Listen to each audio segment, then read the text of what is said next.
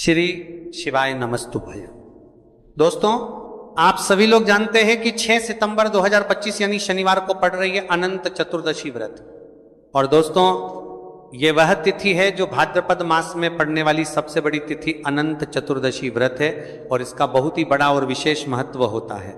अगर कभी भी मौका लग जाए तो आप लोगों को पीपल के पत्ते पर राम लिखकर बहुत छोटा सा उपाय करना है। इन दोनों का संयोग बहुत ही कम आता है। इसी के साथ में गुरुजी ने अपनी शिवपुराण कथा में बताया है कि इस दिन आपको एक पीपल के पत्ते पर राम वाला उपाय तो आपको अवश्य ही करना चाहिए, क्योंकि ऐसा दिन पूरे साल में सिर्फ एक ही बार आता है। और दोस्तों, आप सभी लोग जानते हो कि शनिवार का अगर सबसे बड़ा कोई उपाय है तो वह पीपल के पत्ते पर राम वाला उपाय। तो दोस्तों, शनिवार अनंत चतुर्दशी के दिन इस पीपल के पत्ते पर राम लिखकर बहुत छोटा सा उपाय करना है। बहुत सारे लोग होंगे जिन लोगों ने इस उपाय को ना किया हो, मतलब पूरा साल निकल गया, उन्होंने किसी भी दिन इस पीपल के पत्ते पर राम वाला उपाय को ना किया हो। पर दोस्तों, आपके पास एक पहला मौका बचा हुआ है, जो कि 6 सितंबर 2025 शनिवार अनंत चतुर्दशी के दिन है। इस दिन आप लोगों को इस वाले उपाय को जरूर कर लेना है। भले ही आपने पूरे महीने भर इस उपाय को ना किया हो, पर अगर आपने इस भाद्रपद महीने के शनिवार अनंत चतुर्दशी के दिन अगर इस वाले उपाय को कर लिया तो आपको इस उपाय को करने का वह फल मिलेगा जिसकी आपने कभी कल्पना भी नहीं करी होगी।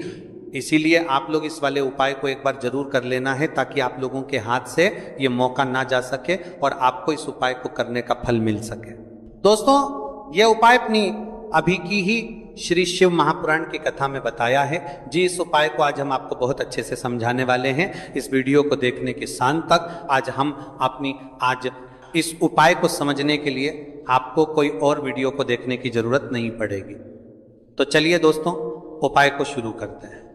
देखिए, इस भाद्रपद महीने के शनिवार अनंत चतुर्दशी के दिन यह इतना खास होता है, इतना महत्वपूर्ण होता है।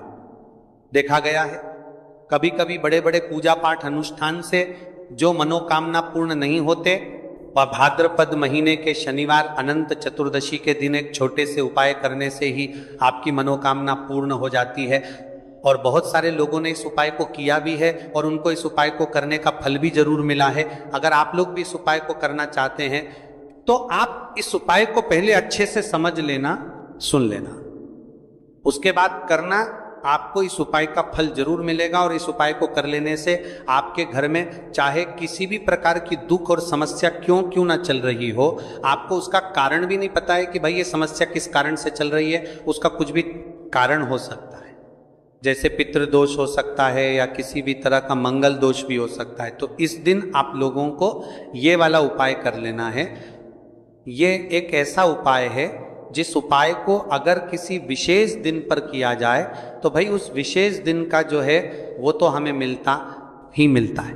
पर हमने उस दिन पर इस उपाय को किया है तो हमें उससे भी बड़ा फल मिलता है, और फल बहुत जल्दी मिलता है, क्योंकि आप इस उपाय को बहुत ही बड़े और विशेष दिन पर कर रहे हो। तो चलिए अब उपाय के बारे में बात करते हैं, लेकिन उससे पहले आप लोगों के बीच कर देंगे को ये जानना आवश्यक है कि आखिर ये उपाय किस समय करना है, किसको करना है और कैसे करना है। तो चलिए हम आगे आपको वीडियो में एक एक करके बता देते हैं। लेकिन उससे पहले अगर आप लोग हमारे चैनल पर पहली बार आए हैं या फिर मेरी आवाज़ आज पहली बार सुन रहे हैं तो हमारे चैनल को सब्सक्राइब जरूर कर लेना और इस वीडियो को लाइक करके कमेंट बॉक्स में श्री शिवाय नमस्तुभ्यं ओम नमः शिवाय जरूर टाइप कर देना। तो दोस्तों, इस पीपल के पत्ते पर राम वाला उपाय को हमें इस शनिवार अनंत चतुर्दशी के दिन कैसे करना है, किसको करना है, किस समय करना है और कहां पर करना है, ये सारे सवालों के जवाब आपको इस वीडियो में मिल जाएंगे। और जो ये वीडियो देखेगा भाई, उसको पीपल के पत्ते पर राम वाला उपाय जरूर करना चाहिए, क्योंकि इस दिन पीपल के पत्ते का भी बहुत ही बड़ा और विशेष महत्व होता है। आ जाए पीपल के पत्ते पर राम वाला उपाय जरूर करने वाली है। 5 बार बाद पीपल के पत्ते पर राम वाला उपाय जरूर करना चाहिए। उपाय की तो ये सोने पर सुहागा वाली बात हो जाती है और ये एक बहुत ही बड़ा उपाय हो जाता है इस शनिवार का। तो अब दोस्तों, इस पीपल के पत्ते पर राम वाला उपाय को आखिर करना किसको है, सबसे पहले हम लोग वो बात जान लेते हैं। तो देखो, घर की जो बड़ी माताएं बहनें होती हैं, उन माताओं बहनों में से कोई भी एक बड़ी माता बहन इस वाले उपाय को कर सकती है। और दोस्तों, अगर आप चाहे तो अपने घर में से सभी सदस्यों को भी इस उपाय को करवा सकते हैं। अगर किसी व्यक्ति की खुद की कोई मनोकामना है, खुद की कोई दुख और परेशानी है जो कि वह अपने लिए ही करना चाहता है, इस वाले उपाय को तो वह खुद अपने लिए भी कर सकता है। बाकी अगर कोई घर में से ऐसा है जो कि अपने पूरे घर परिवार की सुख और शांति के लिए ये वाला उपाय करना चाहता है, तो भाई वह भी कर्मा है सकता है, उसमें भी कोई दिक्कत वाली बात नहीं है। कहने का मतलब यह है कि इस उपाय को हर एक सदस्य भी कर सकता है और पूरे घर परिवार के सदस्य के लिए घर की बड़ी माताओं बहनों में से कोई एक माता बहन भी कर सकती है।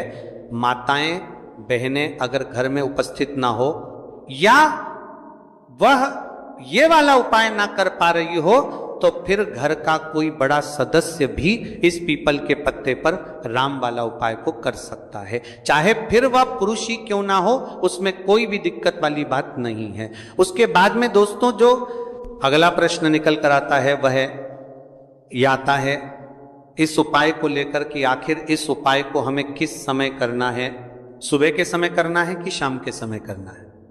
तो देखो, इस वाले उपाय को आप लोग सुबह के समय भी कर सकते हो और शाम के समय प्रदोष काल में भी कर सकते हो। अब अगर आप पूछो कि भाई साहब सबसे उत्तम समय कौन रहेगा इस पीपल के पत्ते पर राम वाला उपाय को करने का, तो हम आपसे बस यही कहेंगे कि इस उपाय को आप सुबह के समय करेंगे तो ज्यादा बेहतर होगा। बाकी अगर प्रदोष काल शाम के समय भी करेंगे तो भी अच्छा होगा, उसमें कोई भी दिक्कत वाली बात नहीं है। तो अब दोस्तों, जो अगली सबसे बड़ी और महत्वपूर्ण बात आती है वो ये आती है कि सुबह अगर हम उपाय को करेंगे तो हमें कितने बजे से लेकर कितने बजे तक के बीच में करना है, और शाम के समय प्रदोष काल में करेंगे तो हमें कितने बजे से लेकर कितने बजे के बीच में करना है।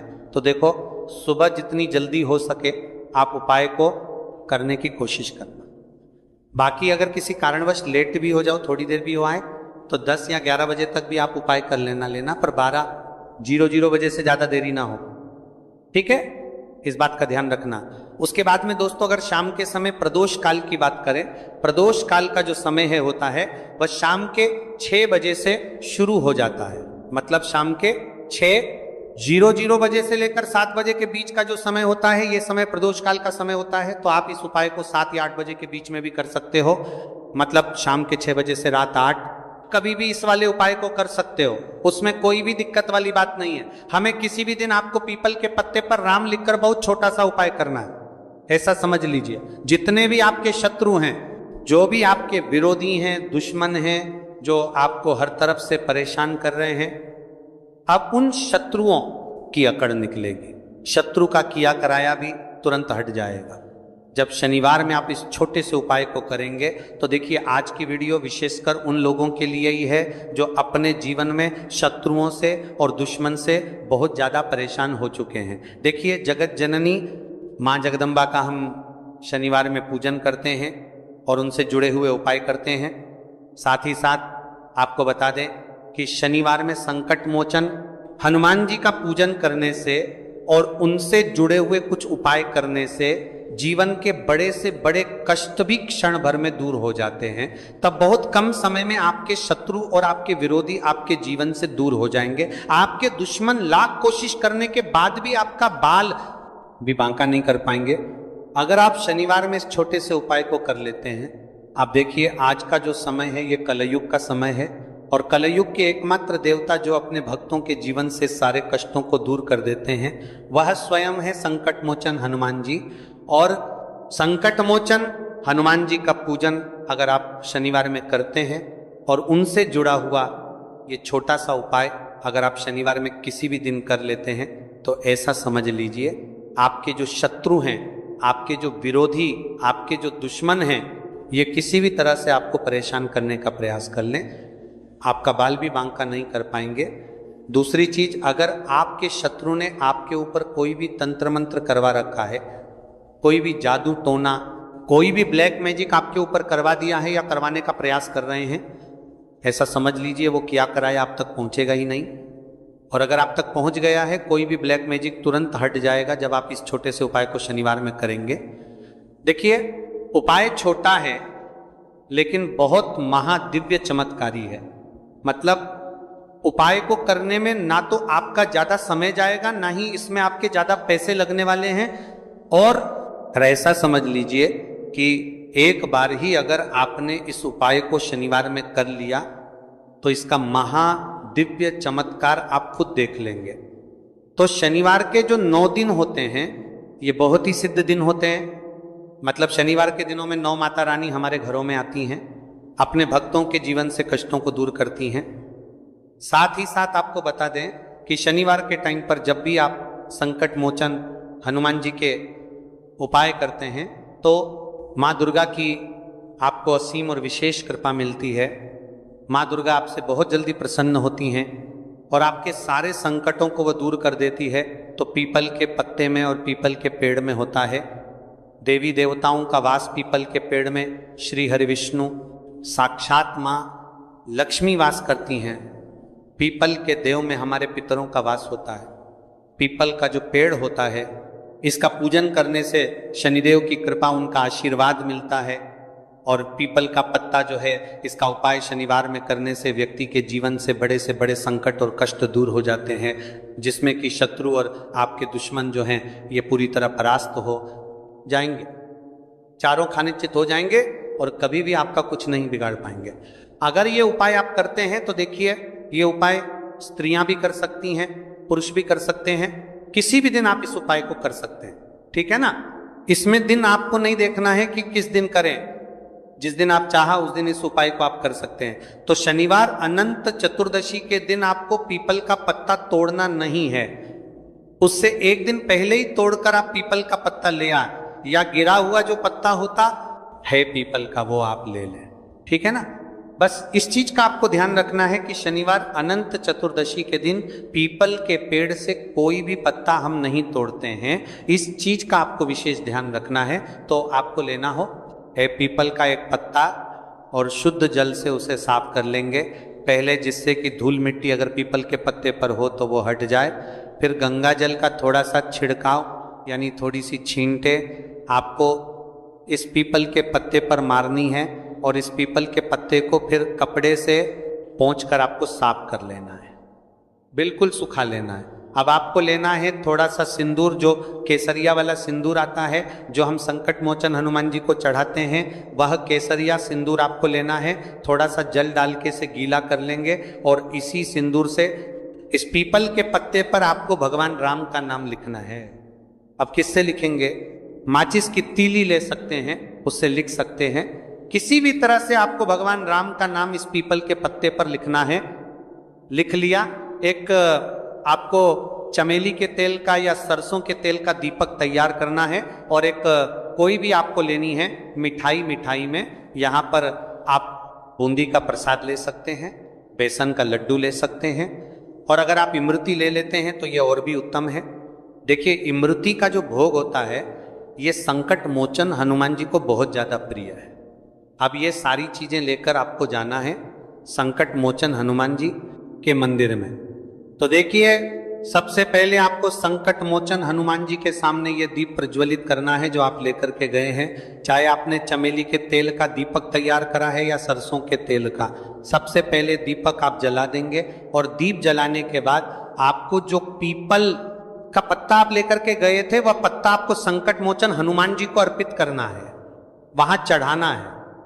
और जो भी भोग में आप लेकर के गए हैं, चाहे आपने बेसन के लड्डू लिए, बूंदी का प्रसाद लिया या फिर इमरती, जो भी कुछ आपने लिया है उसका भोग लगाना है।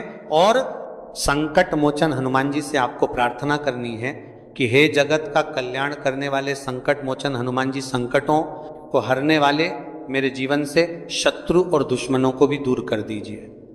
शत्रु का किया कराया तंत्र मंत्र सब कुछ हट जाए, ऐसी कृपा मुझ पर कीजिए। इस तरह से आपको प्रार्थना करनी है और 108 बार जय श्री राम, जय सीताराम, जय श्री राम, जय सीताराम, जय श्री राम, जय सीताराम, इस तरह से आपको जयकारा लगाना है। क्योंकि भगवान राम का नाम संकट मोचन हनुमान जी को सबसे ज्यादा प्रिय है, तो जयकारा लगा देंगे। और देखिए, अगर एक बार हनुमान चालीसा पढ़ पाए तो आप एक बार हनुमान चालीसा ऐसा ऐसा जरूर पढ़ें, ठीक है ना।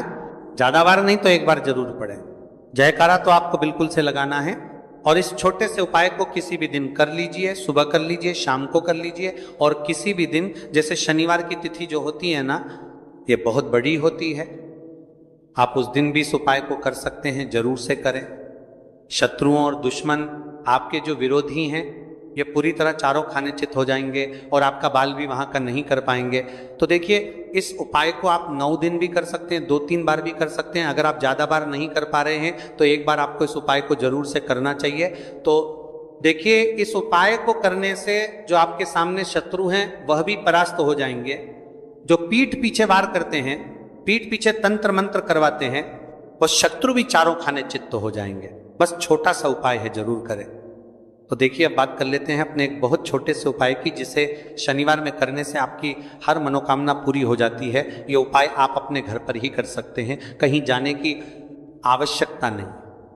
कोई भी ऐसी विश जो बहुत लंबे समय से अधूरी है, पूरी नहीं हो रही है, या धन को लेकर आप बहुत परेशान हैं, या घर में संकट कष्ट बहुत आते हैं, बीमारियां बहुत आती हैं, तो एक लाल पुष्प, जैसे कि गुलाब का फूल भी लाल होता है, आप जरूर से अपने घर के मंदिर में मां दुर्गा को अर्पित करें और एक देसी घी का दीपक लाल बाती का जलाकर मां का पूजन करें। शनिवार में अगर लाल रंग से जुड़ा हुआ ये उपाय आप करते हैं, आपकी सारी मनोरथ, सारी मनोकामनाएं मां पूरा कर देंगी, क्योंकि लाल रंग मां दुर्गा को बहुत प्रिय है। लाल पुष्प और लाल रंग की बाती का दीपक आपकी बड़ी से बड़ी मनोकामना को भी पूरा कर देगा। शनिवार में यह उपाय आप किसी भी दिन कर सकते हैं। दूसरे उपाय के हल्दी वाला जल आपको अपने घर में किस जगह पर डालना है और उपाय को कैसे करना है, और कैसे ये हल्दी वाला जलते भाद्रपद महीने का शनिवार अनंत चतुर्दशी के दिन जब आप अपने घर में डालते हैं,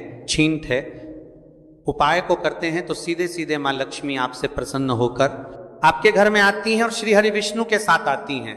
स्थिर लक्ष्मी का आपके घर में वास होता है। कहने का मतलब है कि फिर कभी भी मां लक्ष्मी आपके घर को छोड़कर नहीं जाती है। जो लोग कहते हैं कि हमारे घर में धन तो आता है लेकिन चला जाता है तारी के साथ, लेकिन फिजूल खर्ची बहुत है।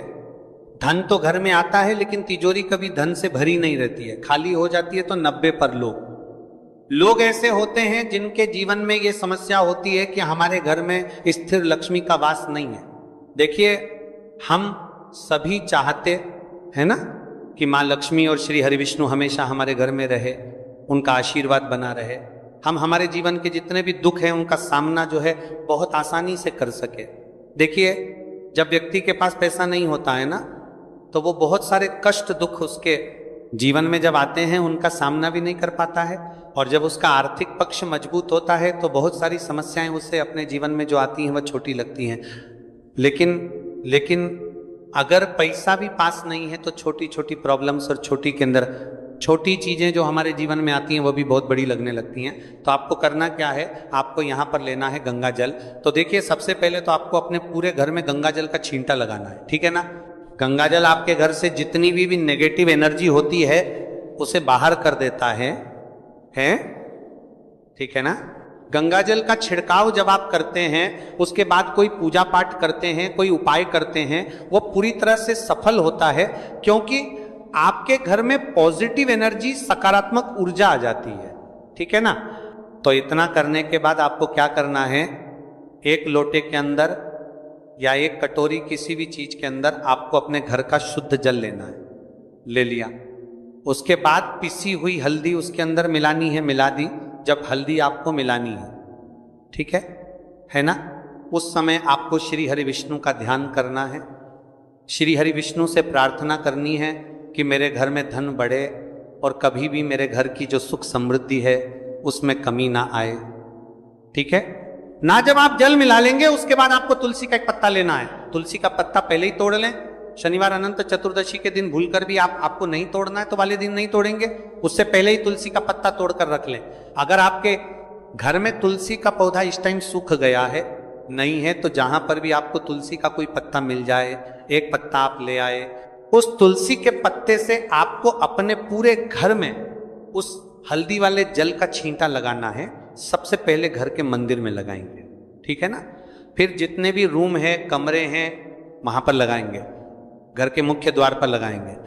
इस तरह से जब आप उपाय करते हैं तो आपके घर घर में कभी भी धन की कमी नहीं होती है, धन में वृद्धि होती चली जाती है और धन आपका हमेशा बढ़ता है। देखिए, अगर तुलसी का पत्ता आपको नहीं मिलेगा, और कई के सच्चे कभी भी ये करते हैं, आपको पत्ता दुनी है और दुनी है जिसके तुलसी का पत्ता लगाकर छात्र था पड़ता और उनके नौ लता है, तब आप किसी भी छोटी सी पूजा वगैरह की जो चम्मच होती है उससे भी छींटा लगा सकते हैं। तो देखिए, जब भी आप अपने घर में शनिवार अनंत चतुर्दशी के दिन हल्दी के पानी का छींटा लगाते हैं तो इससे श्री हरि विष्णु माँ लक्ष्मी के साथ आपके घर में आते हैं और स्थिर रूप से आते हैं। ये मतलब कभी भी आपके घर को वो छोड़कर नहीं जाते। तो देखिए, हल्दी जो है ये जुड़ी है श्री हरि विष्णु से, आपकी कुंडली में गुरु को मजबूत करती है, आपके जीवन में सुख और सौभाग्य को खींच कर लाती है, धन को खींच कर लाती है, माँ लक्ष्मी को प्रसन्न करती है। जिस तरह से हल्दी खाने का स्वाद बढ़ा देती है, बहुत बड़ी बड़ी बीमारियों को दूर कर देती है, उसी तरह से ये आपके जीवन को भी सुख से भर देती है। अगर के उपाय आप सही तरीके से कर लेते हैं तो दोस्तों, ये थे पूज्य गुरुजी द्वारा बताए गए कुछ बहुत ही खास उपाय। अगर आपको जानकारी अच्छी लगी हो तो वीडियो लाइक करिएगा। मिलते हैं फिर एक नए वीडियो के साथ। श्री शिवाय नमस्तु भाई।